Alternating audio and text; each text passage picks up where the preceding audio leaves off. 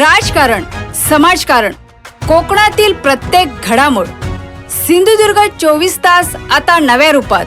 सिंधुदुर्ग संवाद, ताज्या घडामोडींसाठी आताच सबस्क्राइब करा. देवगडमध्ये आयोजित पत्रकार परिषदेत उभाटा शिवसेना युवा सेना जिल्हा प्रमुख सुशांत नाईक यांनी पालकमंत्री नितेश राणे यांच्यावर जोरदार टीका केली. मुख्यमंत्र्यांच्या उपस्थितीत झालेल्या करारावर स्वाक्षऱ्या झाल्यानंतर त्याला विरोध करण्याची भूमिका पालकमंत्री घेणार का, असा सवाल त्यांनी उपस्थित केला. तसेच एका कुटुंबाकडे सत्ता केंद्रित झाल्याने राक्षसी ताकद निर्माण झाल्याचा आरोपही त्यांनी केला. यावेळी विविध राजकीय घडामोडींवर त्यांनी आपली भूमिका स्पष्टपणे मांडली. नेमके काय म्हणाले सुशांत नाईक, पाहूया. परवाच्या 2 दिवसापूर्वी या ठिकाणी माननीय या लोकसभेचे खासदार या ठिकाणी आले होते, नारायण राणे, आणि त्यांनी एक प्रेस घेतली. त्यामध्ये अणुऊर्जा प्रकल्पाला कोण विरोध करेल त्याला आमचा विरोध राहील, त्याला धमकवण्याचं काम, म्हणजे देवगडवासियांना धमकवण्याचं काम त्या ठिकाणी प्रेसमधनं त्यांनी ती वार्ता केली. तर म्हणजे त्या अनुसंदर्भात म्हणजे पालकमंत्र्यांनी नंतर कालच येऊन प्रेस घेतली की हा अणुऊर्जा प्रकल्पासारखा कुठचाही प्रकल्प अजून शासनाने कोणी मंजूर केलेला नाही आणि तो कुठे होतोय हे आम्हाला पण माहिती नाही. तुम्ही व्हॉट्सअपवर वाचून फक्त हा प्रकल्पाला विरोध, ग्रामसभेत विरोध करता, सभा घेता, अशावरती आक्षेप नोंदवला काल. म्हणजे त्यांच्याच घरामध्ये आणि हे BJPचे एक खासदार आणि एक आमदारामध्ये 2 भूमिका आढळल्या गेल्या. एक प्रकल्पाच्या बरोबर या ठिकाणी भूमिका घेतात आणि एक जण आहे त्याला माहितीच नाही आहे की हा प्रकल्प येतो आहे. खरं म्हणजे मी तुमच्या माध्यमातून मी लोकांना दाखवू इच्छितो की महाराष्ट्र गव्हर्नमेंटने हे MOU साईन केलेले आहेत आणि MOU साईन केलेल्याचं या ठिकाणी फोटो, माननीय मुख्यमंत्री देवेंद्र फडणवीस यांचा फोटो या ठिकाणी 3 ठिकाणी अणुऊर्जा प्रकल्पाचं त्यांनी MOU साईन केलेले आहे. त्याच्यावर जवळजवळ 4,50,000 करोड एवढा जवळजवळ त्या ठिकाणी मोठा प्रकल्प या 3 ठिकाणी कोकणामध्ये येत आहे. त्याच्यामध्ये शेवटच्या पानावरती त्यांनी म्हटलेलं आहे की NTPC लिमिटेड MOUवर न्यूक्लिअर पॉवरचा जो प्रोजेक्ट त्यांनी साईन केलेला आहे तो देवगड इन सिंधुदुर्ग, अशा पद्धतीने त्यांनी हा साईन केलेला प्रोजेक्ट आहे. म्हणजे जर MOU सादर केलेले जर इथल्या पालकमंत्र्यांना जर माहिती नसतील तर काय माहिती आहे. खरं म्हणजे काही फोटो पण त्या ठिकाणी आहेत, तुम्हाला एक फोटो पाठवेन की जवळजवळ 3-4 महिन्यापूर्वी, 3-4 महिन्यापासून हे सर्वेक्षणचं कामसुद्धा, भूसर्वेक्षणचं कामसुद्धा या ठिकाणी सुरू झालेलं आहे. त्यामध्ये बोर मुणगेच्या इथे, हिंद्याच्या इथे या ठिकाणी बोर मारला गेला, त्याच्यावरती नंबर टाकले गेले आणि हे सर्वेक्षण चालू केलं गेलं.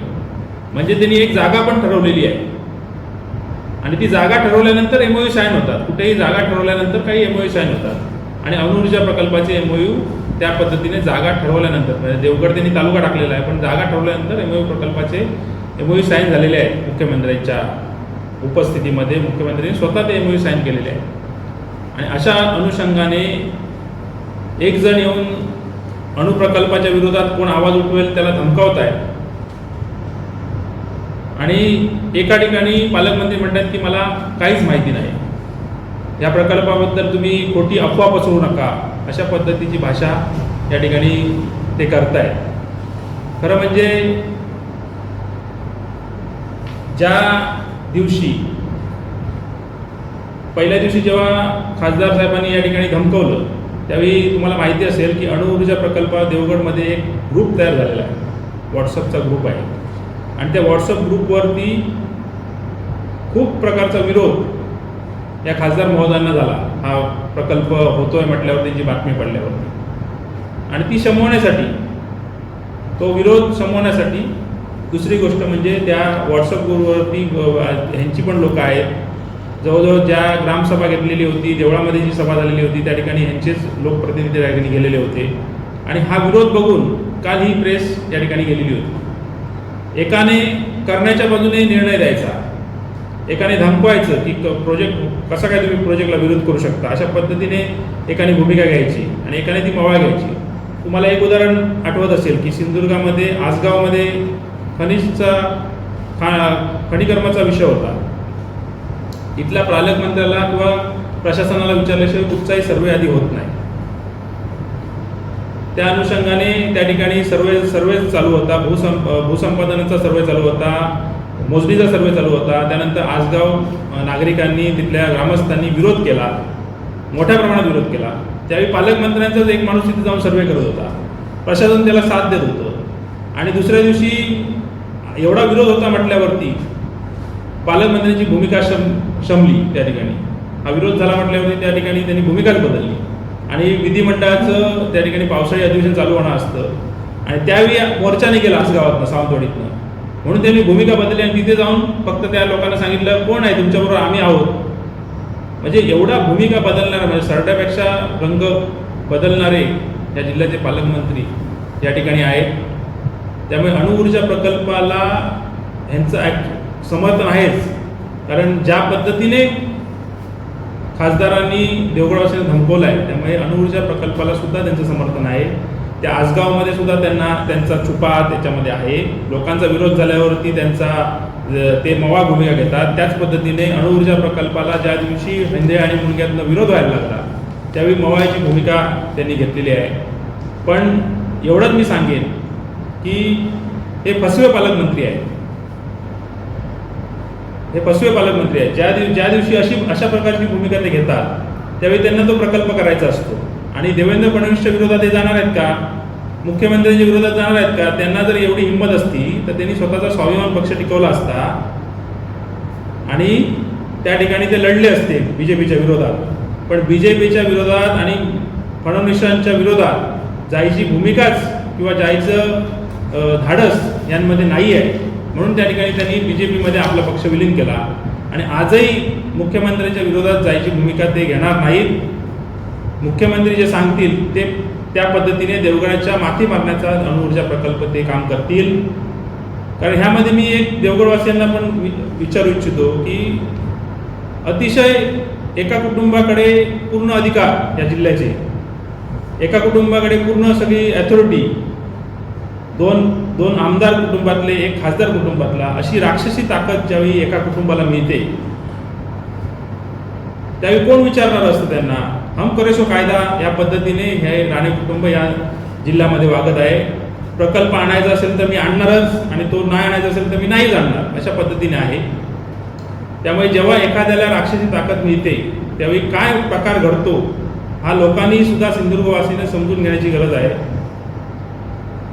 ज्या दिवशी एवढी राक्षसी ताकद दिल्यानंतर, एखाद्याला डोक्यावर घेतल्यानंतर, इथल्या कोकणवासियांना, इथल्या देवगडवासियांना जेव्हा एखाद्याला डोक्यावर घेऊन नाचतात त्यावेळी त्याला जमिनीवर आणायची सुद्धा त्यांच्यामध्ये हिंमत असते आणि ती त्यांनी दाखवली पाहिजे.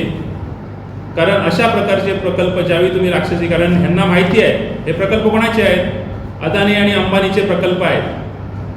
आणि अदानी आणि अंबानी काय असेच प्रकल्प आणत नाहीत, ते लोकप्रतिनिधींना पैसे देतात इथे येण्यासाठी, प्रकल्प येण्यासाठी, आणि हेच पैसे घेऊन मतदारांना आमिष दाखवून त्यावेळी जे काय होईल ते बघायचं. अशा पद्धतीने ही राणे कुटुंबियाची आणि आता बीजेपीची ही भूमिका आहे. आपला आमदार, आपला खासदार पडू शकत नाही, आपल्या आमदाराचं कोणीही वाकडं करू शकत नाही, आपल्या पालकमंत्र्याचं आणि कोणीही वाकडं करू शकत नाही, मतदारसुद्धा राजा वाकडं करू शकत नाही. अशा भूमिकेत हे कुटुंब बीजेपी या ठिकाणी जिल्ह्यामध्ये गेलेलं आहे. त्यामुळे ह्याला मी हिंदे आणि ज्या ठिकाणी देवगडवासियांना आवाहन करेन की आम्ही तुमच्यावर रस्त्यावरची लढाई लढायला तयार आहोत. त्या ठिकाणी तुम्ही ज्या दिवशी रस्त्यावर उतरेल त्यावेळी शिवसेना म्हणून तुमच्या पाठीशी आम्ही सर्वजण उभे राहू. कारण आम्हाला पर्यावरण विरोधी प्रकल्प नको आहेत. पर्यावरणपूरक प्रकल्प आणा ना. तर पर्यावरणपूरक प्रकल्प तुम्ही आणू शकता. आंबा संशोधन केंद्र कुठे आहे इथे? जो हापूस या ठिकाणी देवगडचा हापूसचा राजा म्हणून, आंब्याचा राजा म्हणून जो ओळखला जातो, त्याच्यासाठी संशोधन केंद्र आहे का? त्याचं मार्केटिंग पॉलिसी त्यांनी बनवली आहे का? एवढा मोठा भाग हा एक नंबर, जगामध्ये एक नंबर असलेला आंबा याची मार्केटिंग करतायत का ते, त्याच्यासाठी संशोधन करतायत का? त्या आंबा बागायतदारांनी आज काजू बागायतदारांनी ज्यावेळी नुकसान भरपाई मागितली त्यावेळी सुद्धा तोंडाला पानं पुसण्याचं काम या पालकमंत्र्यांनी केलं. ज्या दिवशी पहिला मोर्चा जिल्हाधिकारी कार्यालयावर निघाला त्यावेळी त्यांनी सांगितलेलं परत एकदा रस्त्यावर उतरायची तुम्हाला गरज लागणार नाही आणि तोंडाला पानं पुसून 21,000 हेक्टरी ह्याच पद्धतीने नुकसान भरपाई आतापर्यंत पण जाहीर आहे. आणि आता ते डंकी बजावत आहेत की आम्ही 21,000, ही जी 21,000ची पण मिळालेली आहे नुकसान भरपाई, ते आंबा बागायतदारांचं जे आंदोलन झालं त्याला सरकारला झुकवलं त्यांनी आणि त्यानंतर ती 21,000ची या ठिकाणी आंबा नुकसान भरपाई त्या ठिकाणी मिळालेली आहे. हे कोणाचं श्रेय नाही आहे, कुठच्या लोकप्रतिनिधी श्रेय नाही आहे, त्या मोर्चाचं श्रेय आहे.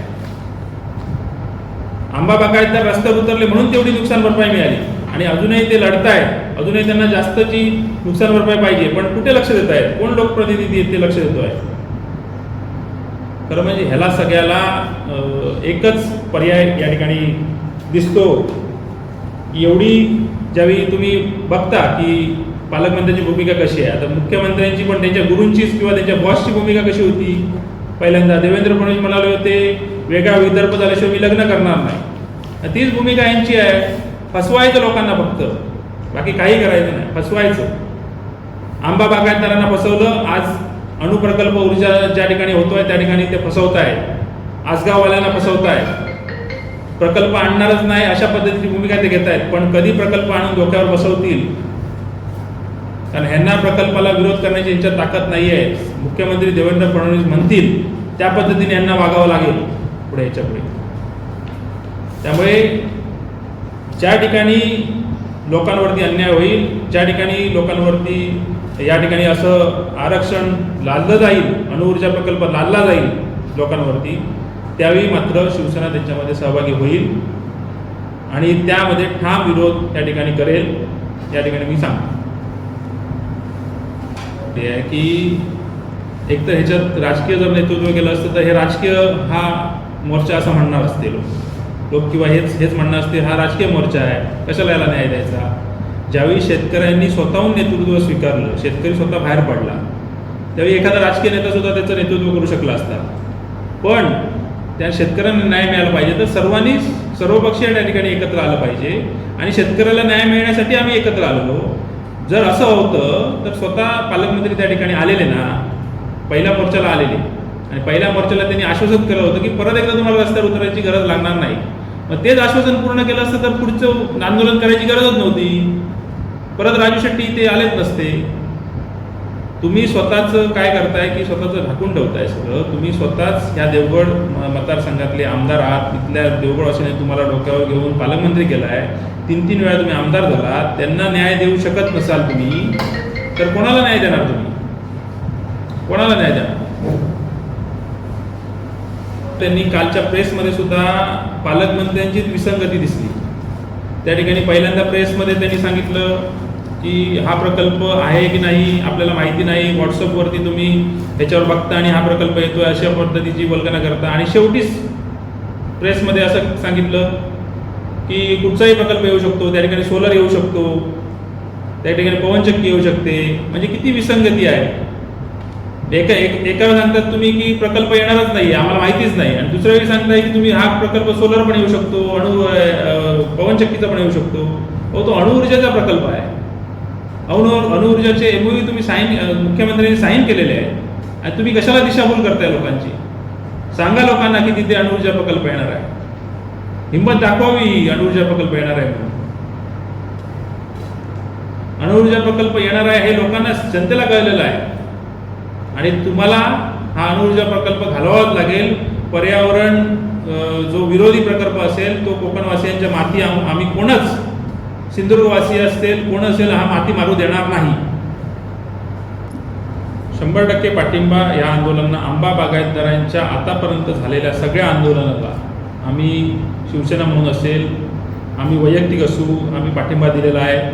एका शेतकऱ्याला आणि सर्वांना, प्रकल्प विरोधी जे आहेत लोक, त्यांना न्याय मिळण्यासाठी जेव्हा जेव्हा रस्त्यावर उतरावं लागेल, जेव्हा जेव्हा ते आम्हाला बोलवतील त्या ठिकाणी आम्ही जाऊ आम्हाला 100% आम्ही त्यांच्याबरोबर होता. मुंबईच्या ह्याच्यामध्ये सुद्धा आमच्या याच्यावरती 2 केस झालेले आहेत.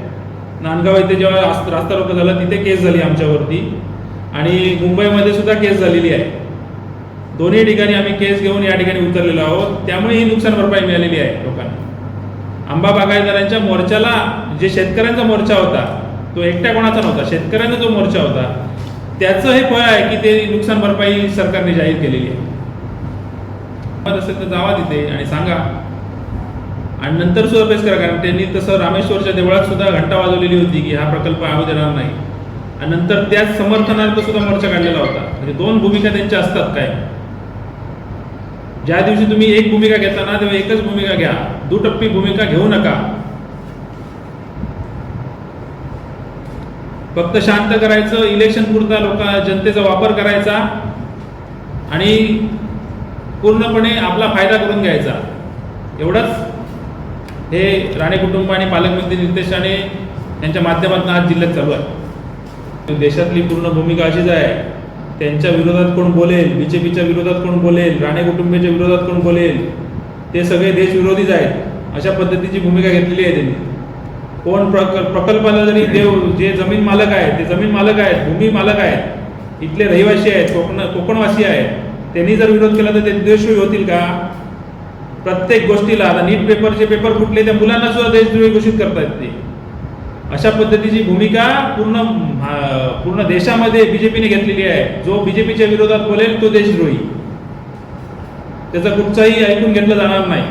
ही हुकुमशाहीकडे वाटचाल आहे आणि ही हुकुमशाही मोडून काढली पाहिजे. तर ह्यांना जमिनीवर आणलं पाहिजे आणि हे लोकच आणू शकतात, जनतेच आणू शकतात. सिंधुदुर्ग 24 तास आता नव्या रूपात. सिंधुदुर्ग संवाद ताज्या घडामोडींसाठी आताच सबस्क्राईब करा.